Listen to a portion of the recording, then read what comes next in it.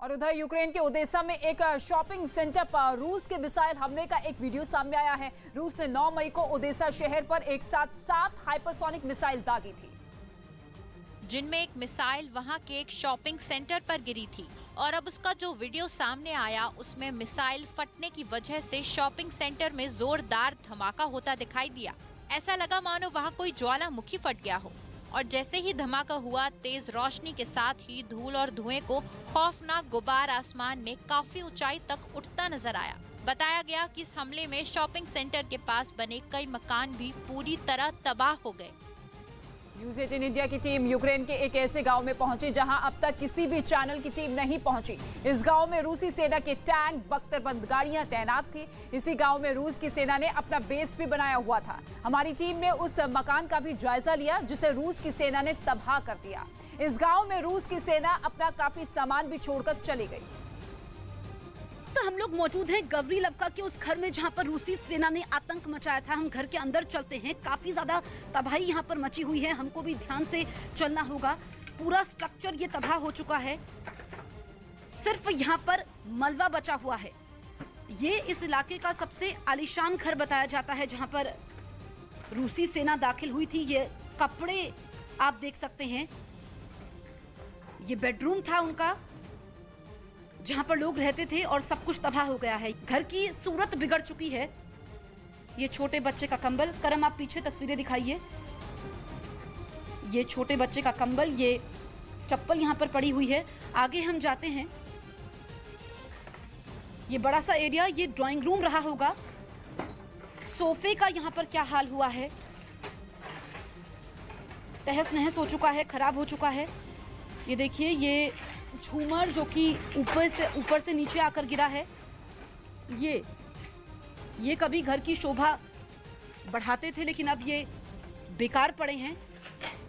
और देखिए, हम भी आगे चल रहे हैं तो ये जो टाइल्स हैं जो लगी हुई हैं, ये भी टूट चुकी हैं, हिल रही हैं, आवाज कर रही हैं। ये स्ट्रक्चर हिल भी रहा है। बहुत ही सावधानी से हमें आगे बढ़ना होगा। ये आप देखिए, और यहाँ से ये जंगल भी नजर आ रहा है। उसी जंगल में रूसी सेना ने अपना बेस बनाया था। वहीं पर उनकी बख्तरबंद गाड़ियां मौजूद थी और पूरे घर को उन्होंने यहाँ पर खंडर में तब्दील किया है। बताया जाता है कि ये संकेत दिए थे रूसी सेना ने कि अगर उनकी बात नहीं मानी गई तो फिर बाकी घरों का भी यही हाल करेंगे। और एक एक करके कई घरों का उन्होंने दौरा किया था। कई घरों में वो रहे भी थे। इस एरिया में अगर हम जाते हैं तो यहाँ पर पूरा ऊपर भी एक फ्लोर था जिसको तबाह कर दिया है। ये गवरीलवका गाँव जहां पर हम लोग मौजूद हैं। न्यूज़ 18 इंडिया ये पहला चैनल है जो यहां तक पहुंचा है। इस बीच कोरोना महामारी आने के 2 साल बाद उत्तर कोरिया में कोरोना वायरस का पहला केस मिला। नए मरीज के मिलने के बाद वहां के शासक किम जोंग उन ने पूरे देश में सख्त लॉकडाउन लगा दिया और कोरोना से निपटने के लिए उन्होंने अधिकारियों के साथ बैठक भी की। इस दौरान किम मास्क पहने नजर आए। बताया गया कि यह पहला मौका था जब उन्होंने मास्क पहना था। यही नहीं, उनके साथ मौजूद सभी लोग मास्क में दिखाई दिए। बैठक के बाद किम जोंग उन ने पूरे देश में एक साथ लॉकडाउन लगाने का फैसला लिया। यही नहीं, उन्होंने कोरोना नियमों का सख्ती से पालन करवाने का भी आदेश दिया। बताया गया कि वहां कोरोना का पहला केस तब सामने आया जब राजधानी प्योंगयांग में कुछ लोगों का बुखार के बाद टेस्ट करवाया गया, जिसके बाद एक मरीज में कोरोना वायरस के ओमिक्रॉन वेरिएंट की पुष्टि हुई। लेकिन ऐसे आरोप लग रहे हैं कि उत्तर कोरिया में कोरोना मरीजों की संख्या ज्यादा है और इसी वजह से वहां सख्त लॉकडाउन लगाया गया है।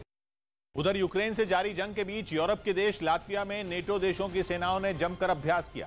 बताया गया कि यह सैन्य अभ्यास फिनलैंड और स्वीडन के सैनिकों को ट्रेनिंग देने के लिए किया गया, जिसमें स्पेन, जर्मनी और इटली के सैनिकों ने उन्हें जंग लड़ने की ट्रेनिंग दी। सामने आई तस्वीरों में कई जवान टैंकों पर सवार होकर दुश्मन के हमले से बचने का तरीका सीखते नजर आए। टैंकों पर मोर्चा संभाले सैनिकों ने पहले तो टारगेट सेट किया और फिर एक साथ उन पर ताबड़तोड़ गोलाबारी की।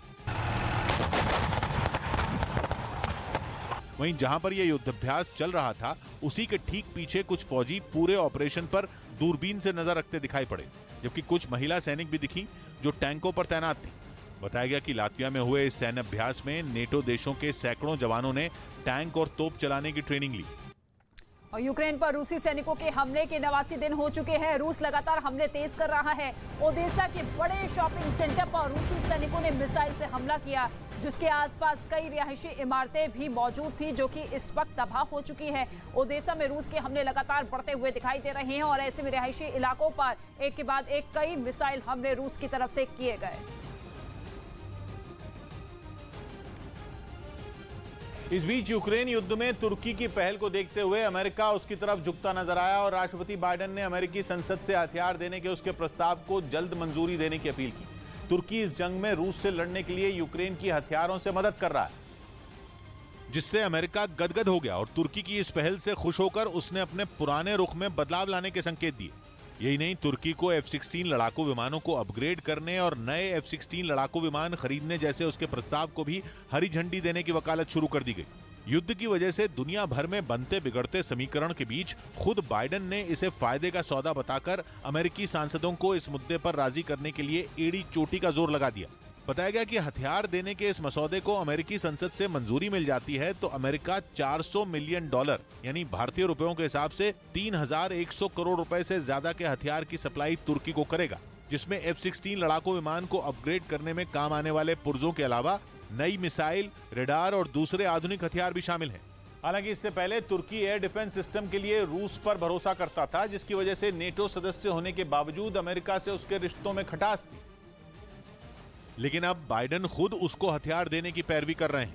तुर्की को दिल खोलकर यह मदद ऐसे वक्त में की जा रही है जब इस युद्ध में उसके हथियार यूक्रेन के काम आ रहे हैं। वहीं तुर्की के राष्ट्रपति रजब तैयब एर्दोआन ने बायरक्तार TB2 ड्रोन जो रूसी सेना के लिए अब तक काल साबित हुए हैं, उनकी सप्लाई को लगातार जारी रखा। इसके अलावा उन्होंने युद्ध रोकने की पहल करते हुए दोनों देशों के प्रतिनिधियों को अपनी जमीन पर बुलाकर यह मौका दिया कि बातचीत के जरिए जंग का हल निकाला जा सके। इसीलिए माना जा रहा है कि युद्ध शुरू होने के बाद दुनिया के बदलते हालात में बाइडेन सरकार तुर्की को एक दोस्त की तरह देख रही है। हालांकि अमेरिका के कुछ सांसद अब भी एर्दोआन पर भरोसा करने से कतरा रहे हैं। इस बीच पाकिस्तान के कब्जे वाले कश्मीर के हुंजा इलाके में बाढ़ की चपेट में आकर वो पुल बह गया जिसे चीन ने बनाया था। इसी महीने की 7 तारीख को ग्लेशियर के पिघलने से वहां झील का जलस्तर अचानक बढ़ गया था और फिर उसका पानी सैलाब बनकर कहर बरपाने लगा। कुछ ही देर में उसने इतना खतरनाक रूप ले लिया कि उसके सामने आने वाली हर चीज टूटकर बहती चली गई। उसमें चीन का बनाया ये पुल भी शामिल था, जो पानी के तेज बहाव को नहीं झेल पाया और देखते ही देखते उसका आधा हिस्सा पानी में समा गया। इस दौरान वहां मौजूद कुछ लोग अपने मोबाइल कैमरे से टूटते हुए इस पुल को रिकॉर्ड करते भी दिखाई दिए।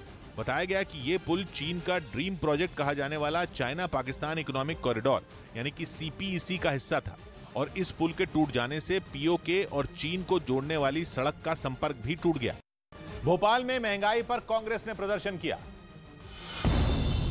कांग्रेस ने भोपाल में महंगाई समेत कई मुद्दों पर प्रदर्शन किया, जिसमें कमलनाथ भी शामिल हुए।